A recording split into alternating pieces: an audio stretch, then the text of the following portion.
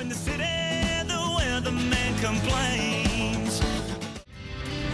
Good morning, guys. We're in Scottsdale at Affiliated Dermatology talking about acne. We all hate it. But coming up, the doctor will break down what to look for and how to treat it. All right, all new at 8. Does teen acne mean better grades? This is a question a recent study from Emory University asked, and the results were kind of surprising. Yeah, listen to this. They found that teenagers who have acne, all right, often have higher grades in English, math, and science, and then they earn more money later in life. That's a silver lining, right? Yeah. Little encouragement that it's okay. If your teen does suffer from acne, there are a lot of options out there to help clean up their face and clean up their skin. So Erin is live this morning at Affiliated Dermatology in Scottsdale. To explain this. Good morning. Good morning.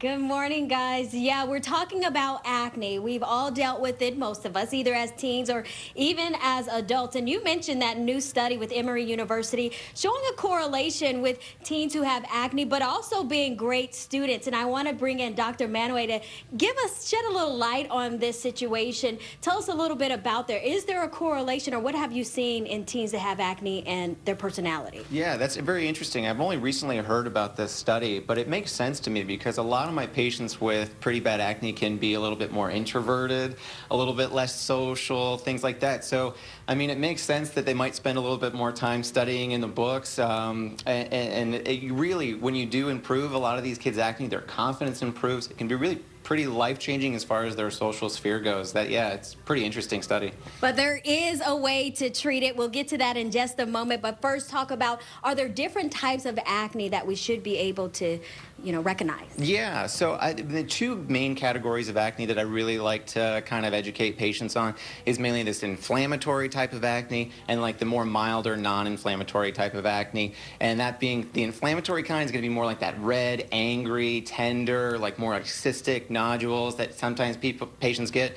That's a little bit more of a severe form. That, in my mind, definitely needs a lot more of a treatment in the office here, and being able to prescribe prescription products, being able to get them under control. The more mild type, like blackheads and stuff like that, can sometimes be just treated with the over-the-counter stuff. Okay, and speaking of treatment, let's go ahead and walk us through some of these different products that you have and what exactly they would be best for. Yeah, so I just have like a couple of really good like gentle cleansers here. I really like that CeraVe product in particular. It's just something not harsh or drying, because a lot of the prescriptions and products that we do recommend can really irritate, peel the skin, cause a little bit of redness, in which case you just want to use something gentle, in conjunction with that. Another one that I really like are these benzoyl peroxide ones.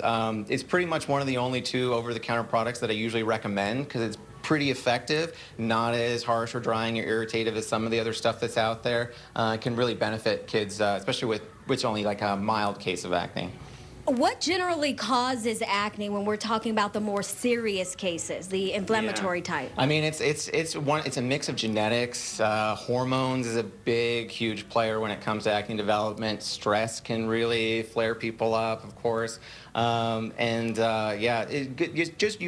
have a good skincare regimen.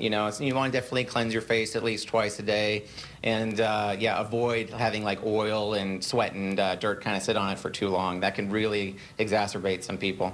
All right, so speaking of stress, parents out there, you may want to lay off the teens sometimes because, like you mentioned just briefly, stress can cause this acne. Yeah, and particularly, we kind of like to emphasize to parents, maybe take a step back, let the teen or your child take like the forefront of their care, and really they tend to be a little bit more motivated whenever they don't feel like they're being constantly nagged and kind of like, oh, did you do this? Did you do this today?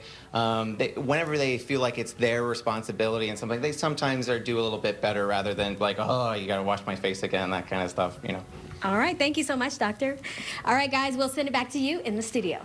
Hey, Erin, we're all discussing like skin. We all have kids, right, and tweens here soon. What kind of sunblock is good for a tween? Because a lot of those are for adults, aren't they? Okay. So they're wondering what type of sunblock, sun protection is best for teens. Are there specific kinds that are best for adults? Not specifically teens versus adults in my mind, but definitely all these products that we usually prescribe or recommend can cause sunlight sensitivity, more susceptibility to like sunburn and things like that. So we definitely at least want to have like a moisturizer on board with like an SPF of 30 or higher, especially during the day. I prefer chemical or mineral sunscreens. The mineral ones are a little bit more able to block the rays a little bit better, but they tend to be a little bit more tinted and like kind of paste people out. So anything, as long as the kid is willing to wear it, in my mind, is going to be the best sunscreen for them. All right. The key there is just protection. Protect your skin, but also think about switching up your skincare regimen in different seasons. So with that, I'll send it back to you guys. Makes a lot of Definitely. sense. Ernie, thank you for that. We are full, my house, we're full on into this. Yeah. So what are the kids using now? Well, so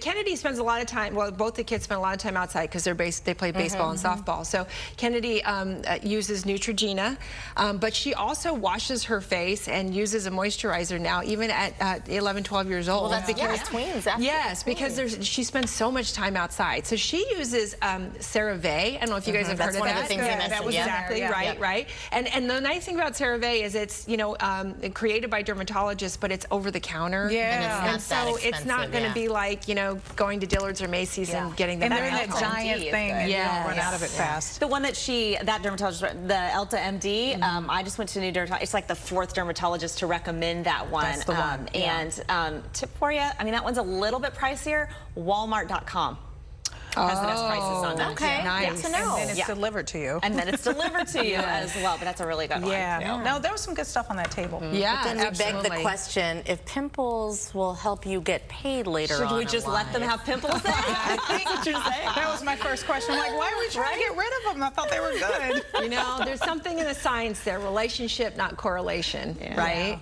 Yeah. They're more stressed because they're dealing with all that work, Yeah, right? there you go.